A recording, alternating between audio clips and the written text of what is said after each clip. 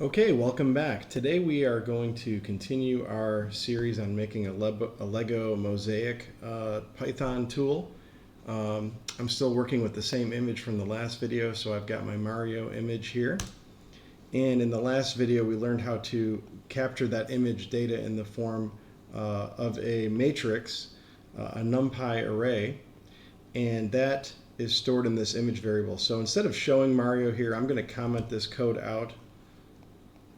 And we're going to learn now how do we start to create this image and turn it into Lego blocks.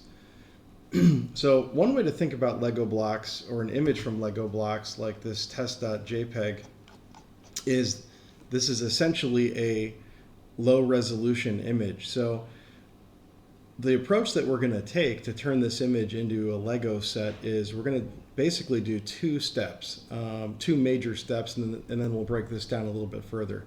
The first major step is we want to take this image and we want to reduce its resolution because we don't want to, have 10,000 by, 10,000 pixels or anything like that, like anything absolutely crazy.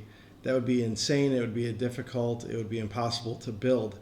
In theory, you could do that, but you could never buy enough Legos to do that. So we want something that's going to be on the order of a Lego kit of maybe about, let's say, 5,000 Lego pieces or less, something like that. And that's kind of what this image is here. This kind of represents something on the order of about 5,000 or so pixels, which is still quite a few Lego blocks, so it's still a pretty significant kit. But that gets us a image that at a distance looks really nice, up close looks very cool, and is totally buildable. So that's the first step. We want to reduce the image resolution, which is what we're going to do in this video. We're going to start doing that right now. And then after we do that, in the next videos, we're going to have to learn how do we adjust the colors so that they're no longer just any random color between 0 and 255 RGB. We need to select only Legos that we could actually use from our palette. So that'll be kind of the second major step. And once we do that, we'll have a low resolution image in the Lego block color palette, and then we can turn those into instructions to actually build it. So that's kind of the high level plan. So let's focus on first creating a low resolution image. So I'm going to go back to my code here, and I've commented out the image show part. And we're going to continue to work with the CV2 library. And I'm going to create another image. Let's call this image low res. And we could overwrite this. We could store this in image again. But just for the sake of clarity, I'm going to try to keep all of our data separated. So I'm not going to just continue to overwrite the same variable. So we're going to create a low resolution image from our current image. And the way we can do that with OpenCV is we can call cv2.resize. And first parameter that we have to pass in is we have to provide a source, a mat-like, which is basically a matrix-like object. And in our case, we already have that right here. CV2 takes a image, string in. It reads that data and it returns a mat-like. So we already have the image stored right here, so we can pass in our image. Okay, the next is we have to provide a size. And there's actually a couple of different ways for us to scale this image. One way is we can directly provide a tuple of width and height that we want the image to be scaled to. So I could, for example, I could say I want this to be a 500 by 1000. Okay? And I could hard code in the exact pixel count that I want.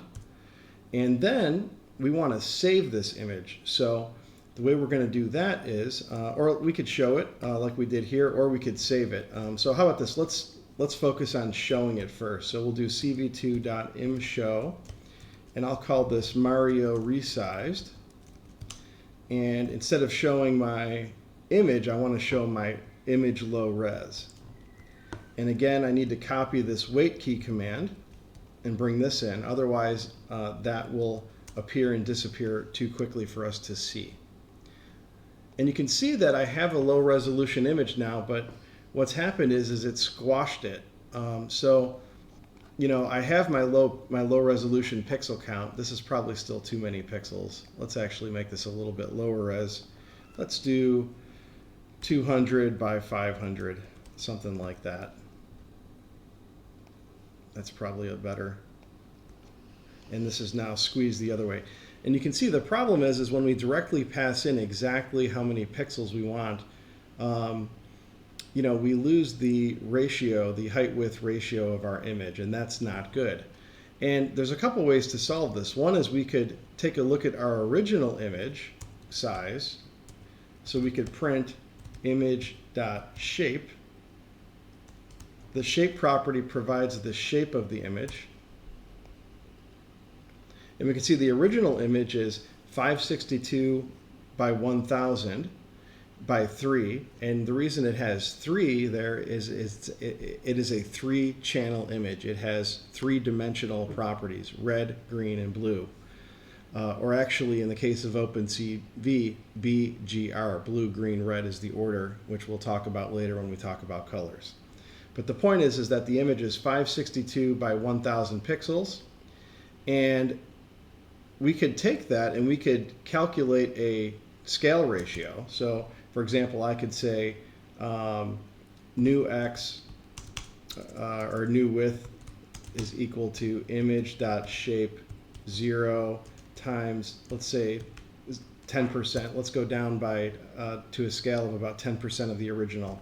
And I could say new height is equal to image.shape 1 times 0.1. So I could manually calculate that. And we could print what does that new width and new height look like.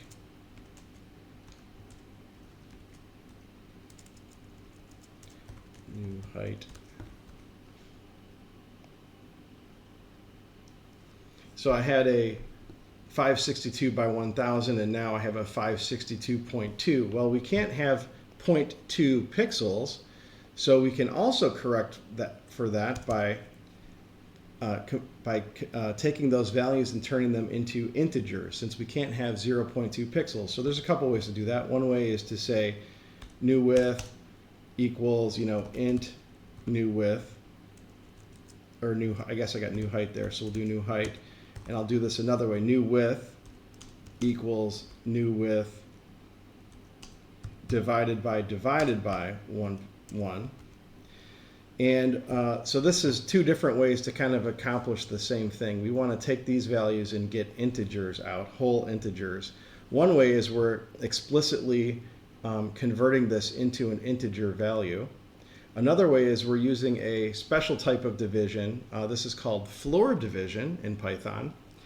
And when we do a double division sign like that, we are essentially saying we want you to take the, we want you to divide these two numbers, but we want you to drop the remainder and only keep the whole part. So for example, if we had 1 divided by 2, we would get that would equal 0.5, correct? I'm just showing some math here. But if we did 1 floor division by 2, we would end up with 0 because the remainder would be dropped. So that can actually be the source of quite a few bugs if you're not careful. You can lose parts of your data. But both of these would accomplish the same thing. So let's take a look at that. And you can see we have a 56 and 100, but whole number now. So that's one way to do it, but that adds some complexity. And often we want to just scale our image down, and you know, we don't necessarily want to need to calculate all the values. So I'm going to comment out this code. We're not going to use this. I guess I'll just delete it. So there's actually another way to resize our image. We can set both of these to 0, believe it or not, which sounds strange at first. And what we can do is we can provide a parameter called fx and fy. So fx, and these are essentially floating point scalars. So we can scale our image. So I can scale it to 0.1, and I could scale my y to 0.1. So both of them are going to receive the same scale, so it won't apply any skew to the image. Essentially, this was telling OpenCV to take my image and just scale it down to 10% of the original size.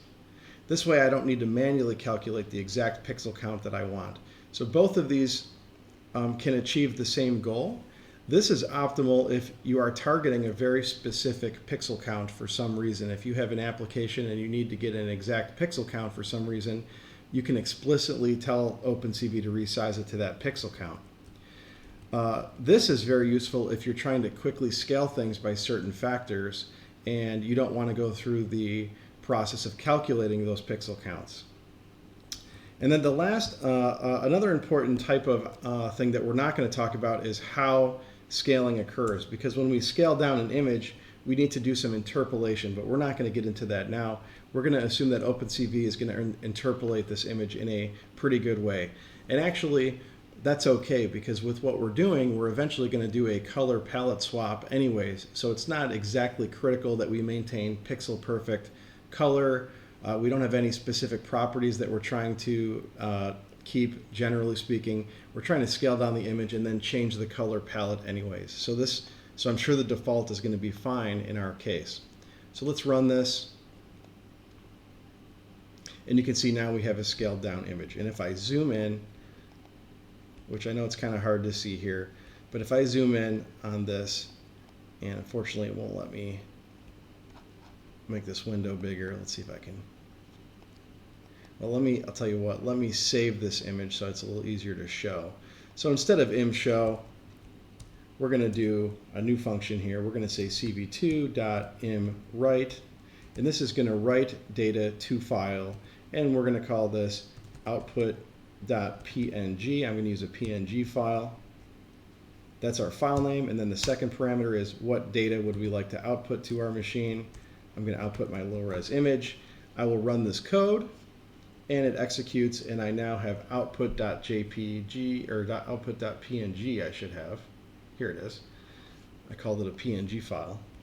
And if I zoom in, you can see this a lot better. So now we have this nice Lego block effect for our Mario character. Again, not rocket science. We've just lowered the resolution. Let's even go a little bit lower. Let's go down to 5%. If I can type here. And let's look at this output again. And this is even cooler, I think. This gets you a very nice mosaic effect where if you zoom out, you can see Mario pretty clearly. And if you zoom in, it looks like Lego blocks.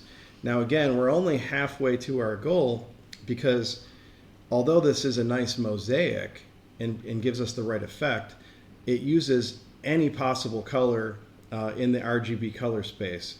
And of course, Lego blocks don't come in every color. So the next step is us to apply our color palette and change these pixels to only use colors that we could use with a Lego block.